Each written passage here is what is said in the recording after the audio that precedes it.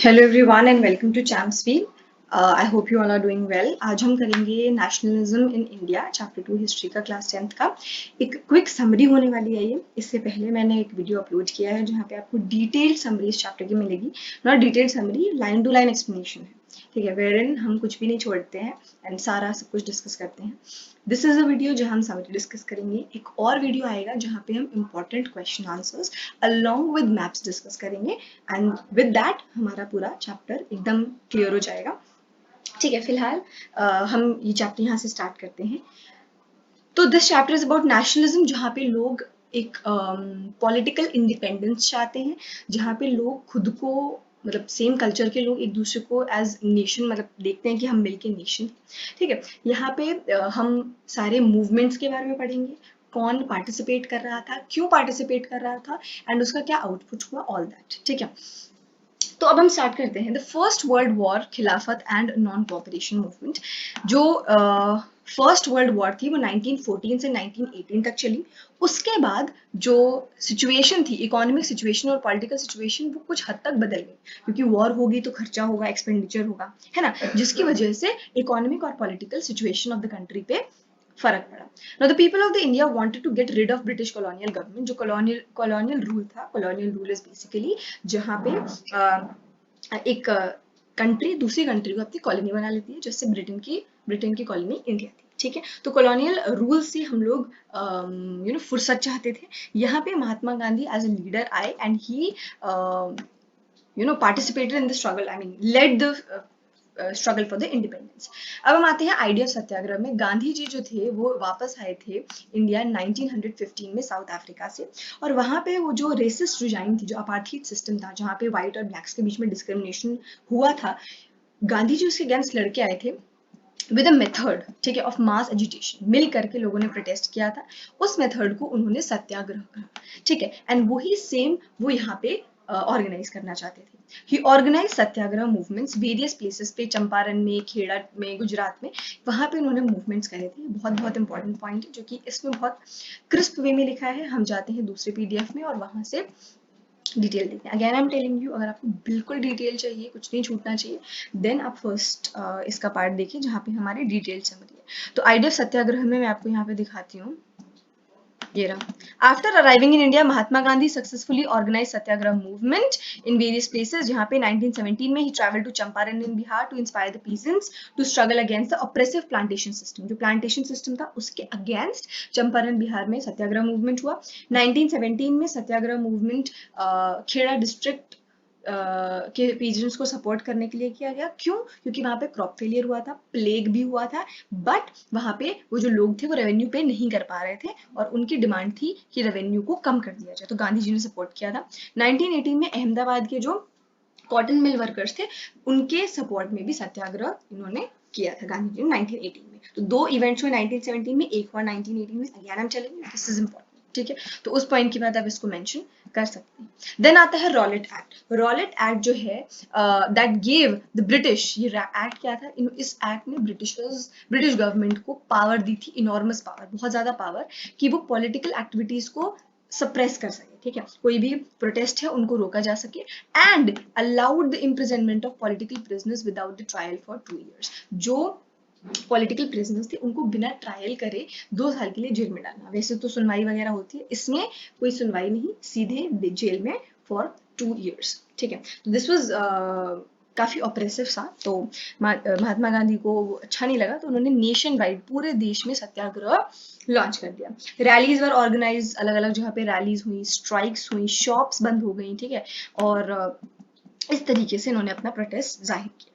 इसके बाद 13 अप्रैल 1919 में अमृतसर में बहुत सारे लोग जो है वो कुछ मनाने आए थे, कुछ मिलने आए थे। जलियांवाला बाग में लोग इकट्ठे हुए थे और वहां पे जनरल डायर के ऑर्डर पे ओपन फायर किया गया। ठीक है, सब पे गोलियां चलाएंगे, जिसमें 100 of innocent people were killed, बहुत सारे लोग मारे गए।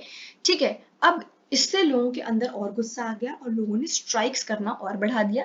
ठीक है, उन्होंने पुलिस के साथ क्लैश हुआ उनका, और उन्होंने गवर्नमेंट बिल्डिंग्स को भी अटैक करने वो लग गए। यहाँ पे वायलेंस फैलने लगी। महात्मा गांधी का आइडिया क्या है? Non violence. एंड जब वो नॉन वायलेंस नहीं फॉलो कर रहे हैं लोग, तो वो उनको खराब लगा and he called off the movement, उन्होंने मूवमेंट को वहीं पे रोक दिया। ठीक है ना, अब उन्होंने सोचा कि अब यहाँ पे हिंदूज एंड मुस्लिम्स को यूनाइट करना जरूरी है, तो गांधी जी ने डिसाइड किया कि वो स्टार्ट करेंगे नॉन कोऑपरेशन मूवमेंट, ठीक है, इन द सपोर्ट ऑफ खिलाफत। ठीक है, खलीफा जो थे ओटोमन एम्पायर में, वहां पे उन्होंने सोचा कि इनको भी हम मिला लेते हैं, जिससे मुस्लिम्स भी साथ आ जाएंगे, हिंदूज भी साथ आ जाएंगे, और हम साथ में स्वराज डिमांड करेंगे। स्वराज मीन्स खुद से रूल, सेल्फ रूल। तो कल कोलकाता में यहाँ पे सेशन हुआ था कांग्रेस का 1920 में। ठीक है, अगर हम खिलाफत वाला पॉइंट में आपको यहाँ पे दिखाऊं तो ये रहा,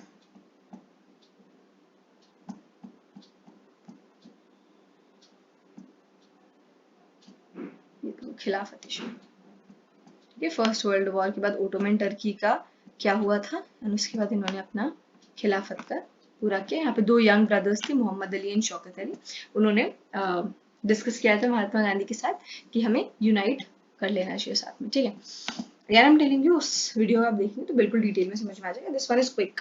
Now, why non-cooperation? Mahatma Gandhi declared that British rule was established in India with the cooperation of Indians. If Indians refuse to cooperate, British rule जो है वो हट जाएगा। महात्मा गांधी का कहना था क्योंकि हमने उनका साथ दिया इसलिए वो हमारे देश में आ पाए, अगर हम उनका साथ नहीं देंगे, उनके साथ कोऑपरेट नहीं करेंगे, तो उनको देश छोड़कर जाना पड़ेगा। उन्होंने यहाँ पे ये मूवमेंट चालू किया, नॉन कोऑपरेशन मूवमेंट। अलग अलग स्टेजेस थे।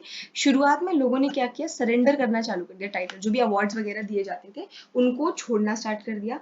अलॉन्ग विद दैट उन्होंने सिविल सर्विसेज को बॉयकॉट कर दिया, बिल्कुल निषेध, छोड़ देना। ठीक है, कपड़ों को भी बॉयकॉट कर दिया गया था, फॉरेन गुड्स जो भी बाहर का सामान था आया था। Army, police, court, legislative council, school वगैरह, इन्होंने इन सब जगहों को छोड़ दिया था। ये था उनके साथ कोऑपरेट ना करने का तरीका। Now, many within the Congress were, however, concerned about the proposals. Finally, Congress session Nagpur में 1920 में डिसाइड हुआ था कि हाँ, यहाँ पे कॉम्प्रोमाइज होगा, नॉन कोऑपरेशन प्रोग्राम को। यहाँ पे सोचा जा रहा था, बेसिकली कांग्रेस के अंदर ही मतभेद था कि नॉन कोऑपरेशन करा जाए कि ना करा जाए। फाइनली जो नागपुर वाली सेशन था 1920 में, वहां पे डिसाइड कर लिया गया कि हाँ, ये नॉन कोऑपरेशन प्रोग्राम को लेके हम आगे बढ़ेंगे। अब different strands with in the movement, अलग अलग लोग थे, अलग अलग उनके आइडियाज थे मूवमेंट को ज्वाइन करने के। तो वो क्या सीन था, तो जो नॉन कोऑपरेशन मूवमेंट था वो 1921 जनवरी में स्टार्ट हुआ था।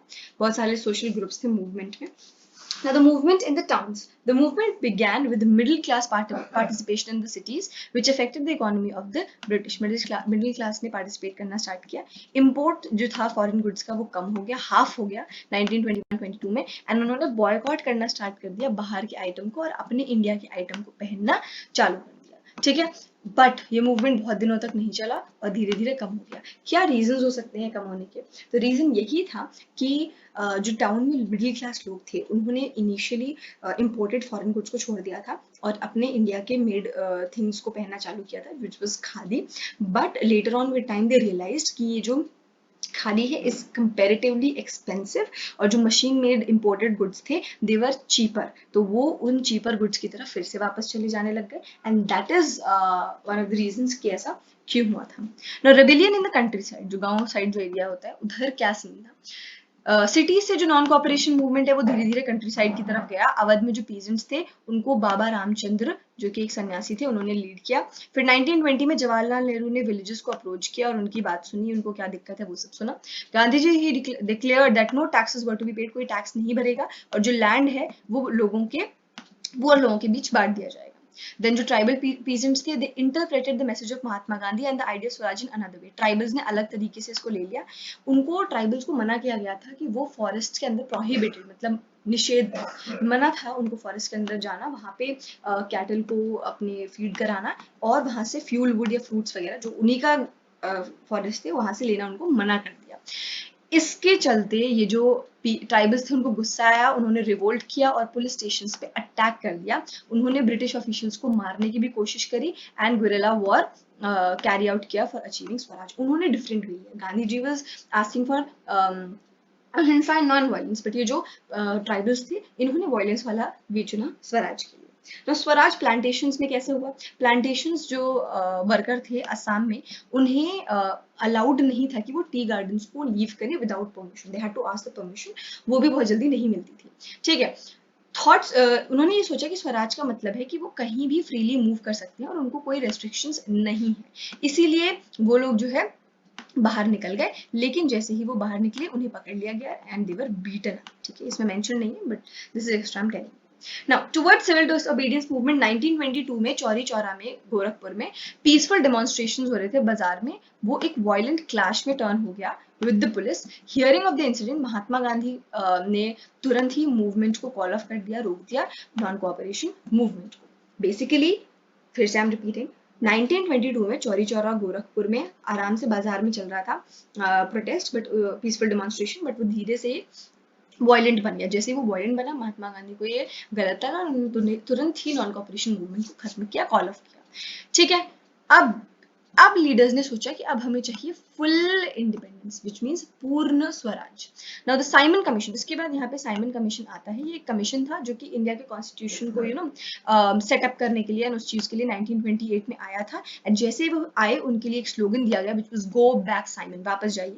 ऐसा क्यों था? क्योंकि ये जो कमीशन था इसमें सारे ब्रिटिशर्स ही थे, इंडियन कोई भी मेंबर्स नहीं था। बाहर वाले पूरा डिसीजन हमारे उसमें कैसे ले सकते हैं? दिस वाज समथिंग जो इंडियंस को पसंद नहीं है, दैट इज वाई उन्होंने गो बैक साइमन के नारे लगाए थे। सारी पार्टीज जो जिसमें कांग्रेस, मुस्लिम लीग सब कुछ थे, इन्होंने डेमोन्स्ट्रेशंस किए।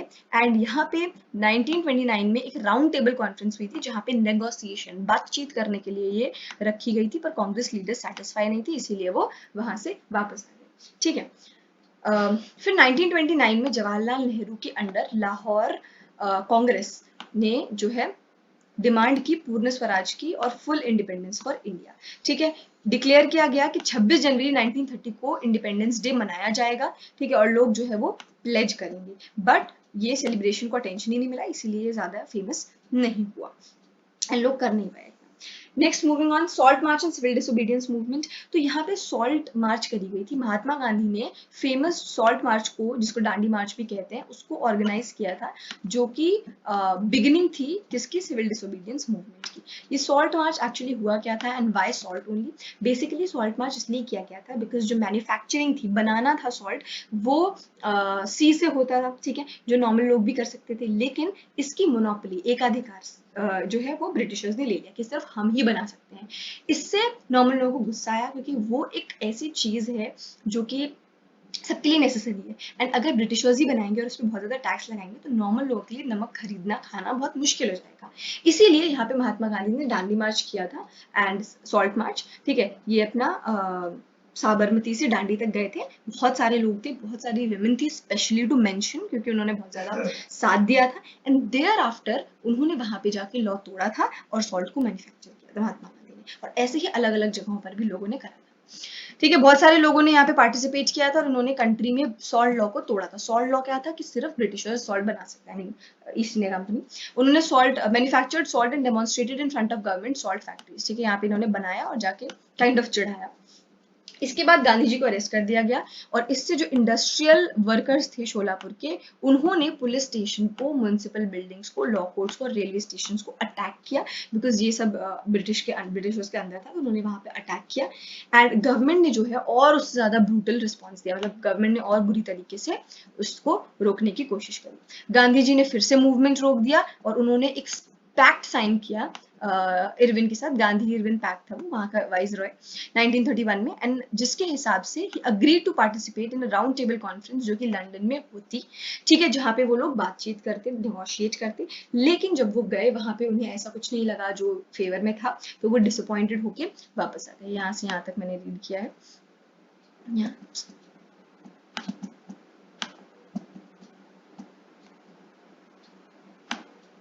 Now, back in India, he discovered that the government had begun a new cycle of repression. So, with great apprehension, Mahatma Gandhi relaunched। उन्होंने फिर से देखा कि अरे यहाँ पे इंडिया में तो बड़ी अजीब सी चीजें चल रही हैं। वहां पे हुआ क्या था, पॉलिटिकल लीडर्स को जेल में डाल दिया गया था। तो ये देख के महात्मा गांधी को वो लगा कि उन्हें फिर से मूवमेंट रिलॉन्च करना चाहिए। उन्होंने सिविल डिसोबीडियंस फिर से लॉन्च किया, लेकिन इस बार लोगों ने ज्यादा अपना जोश नहीं दिखाया। Now how participant for the movement, सब लोगों का मूवमेंट को देखने का तरीका अलग अलग था।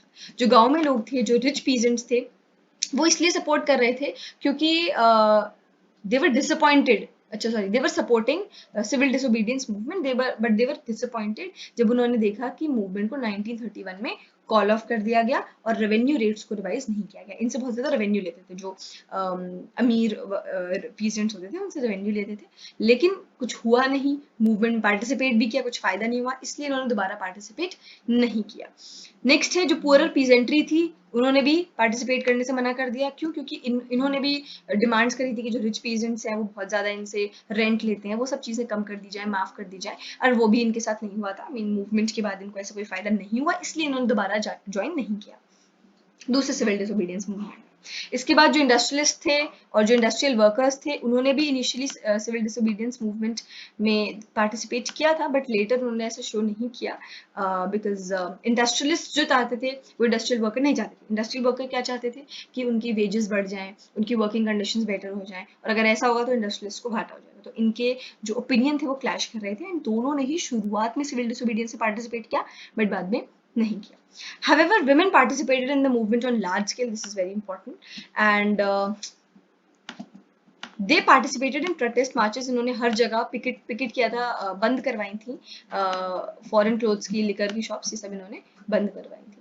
Next up is the limits of civil disobedience. Nation में जो अनटचेबल्स थे उन्होंने पार्टिसिपेट नहीं किया था मूवमेंट में बिकॉज ऑफ कांग्रेस की पॉलिसी। दलित लीडर्स जो थे दे वर stressed on their demands. Mahatma Gandhi जो है वो अपोज करते थे सेपरेट इलेक्टोरेट्स। दलित्स ने बेसिकली सेपरेट इलेक्टोरेट्स की मांग करी थी, दिस इज वेरी इंपॉर्टेंट पूरा ही, लेकिन गांधी ने मना करा था कि ये नहीं होगा, क्योंकि इससे जो है वो कंट्री की एकता पे आ जाएगी, इंटीग्रेशन ऑफ द सोसाइटी पे प्रॉब्लम आएगी।